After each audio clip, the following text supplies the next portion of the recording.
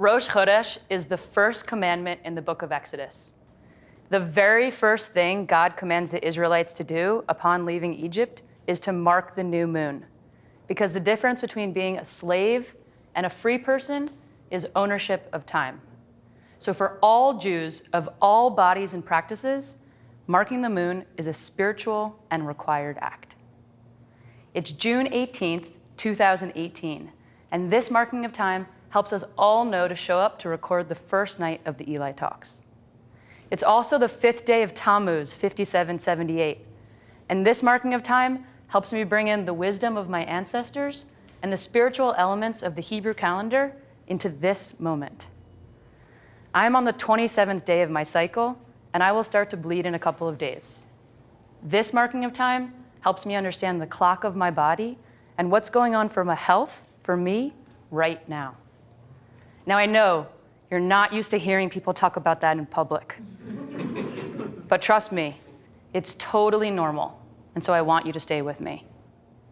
Throughout history, Rosh Chodesh has changed and morphed.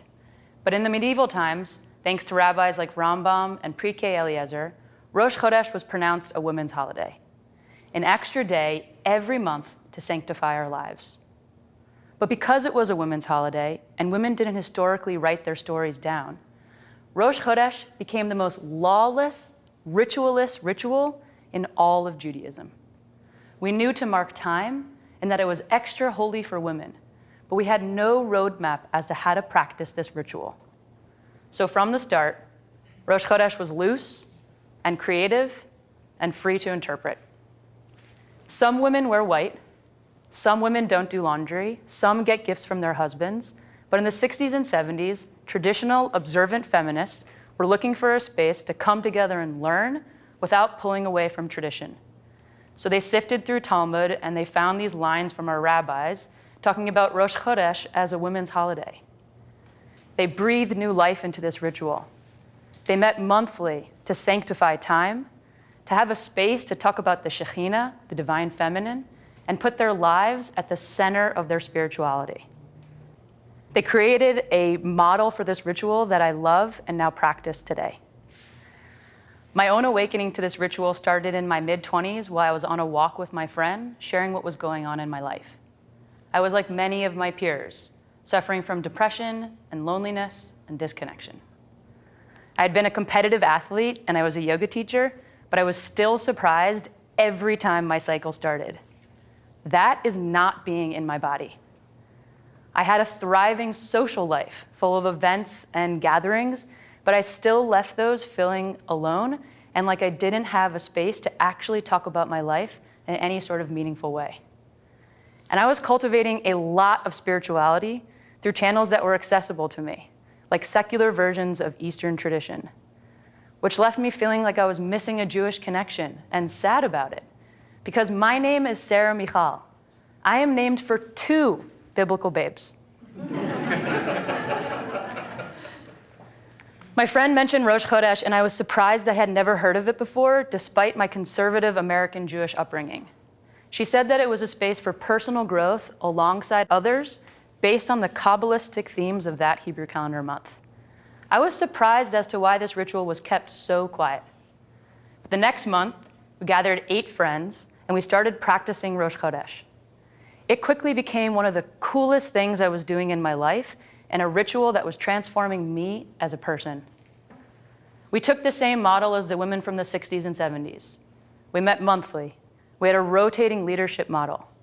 Every month, someone hosted in her home, and another facilitated the evening based on that Hebrew calendar theme. We shared our voices and our leadership. Every gathering was semi-structured, but always rooted in Jewish wisdom. I've now been in circle with women like this for the past 6 years, and it has had a profound impact on my life. It's changed the way I'm in relationship with myself and my Judaism, and the way that I cultivate community. I became completely obsessed with this ritual and the potential that it has to change the world. I devoured all there was to learn about this ritual, and honestly, I was left a little bit upset at the lack of resources that were available for me and my peers. So instead of staying stuck, I took action. And 3 years ago, I started an organization that helps coach Rosh Chodesh to women across the religious spectrum. I want to share 3 stories of women that I've helped coach along the way. Their stories demonstrate the way that women have used this ritual to connect with their bodies and their spirituality and communities. And for the sake of privacy and fun, I've changed their names. It's November, the Hebrew month of Tevet, and I get a call from Leah, who lives in LA, works in Hollywood, and has been impacted by the Me Too movement. She's devoured all the news about it, and it's leaving her feeling really anxious.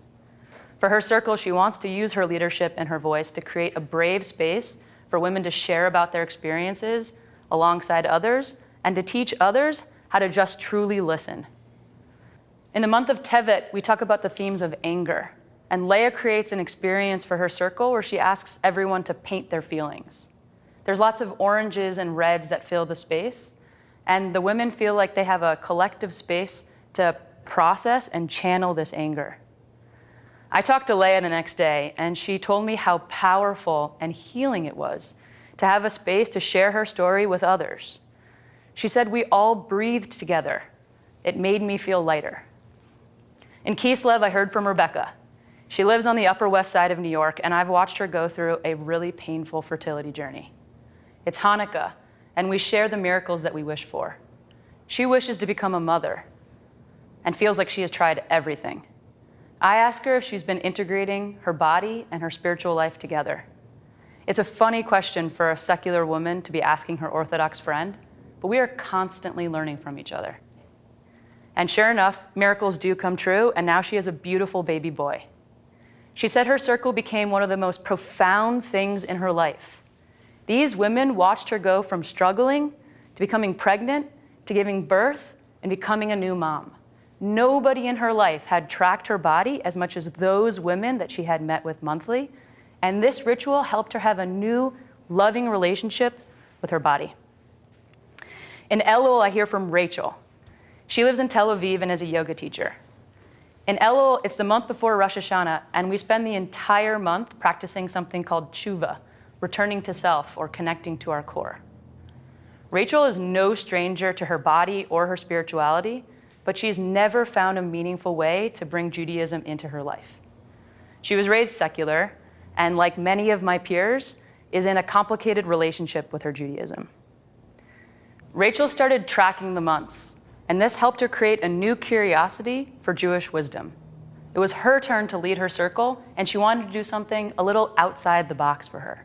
She was inspired by the month of Elul, and so she used the themes to create a yoga experience for her circle. It's so beautiful. Rachel's been in circle for a year now, and I love to listen to the way that Rachel talks about tracking Jewish time collectively. She says it grounds her. She says that every time she goes to her circle, it nourishes and revitalizes. This ritual has changed the way Rachel is in relationship with her spiritual life. Like I said, I used to go to events and gatherings and still feel alone. But this model of Rosh Chodesh demands community because I have to take a turn at being a leader. My entire group is responsible for our existence. We all feel like we belong. And even when it's my turn to just show up, that impacts people. One of the many things that I love about Rosh Chodesh is that it's a radically different model of the way that women are in relationship with each other. By creating these brave spaces, we're chipping away at the old narrative of women being cliquey and petty and in competition with each other. Instead, we're creating these circles to have women share their experiences that only lift each other up. In the next couple of years, I want to see thousands of Rosh Chodesh circles pop up all around the world.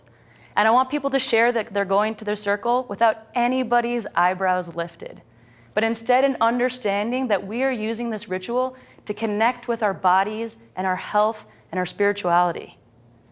Learning to track my body within my Rosh Chodesh circle has had a profound impact on the way that I relate to my own mental health.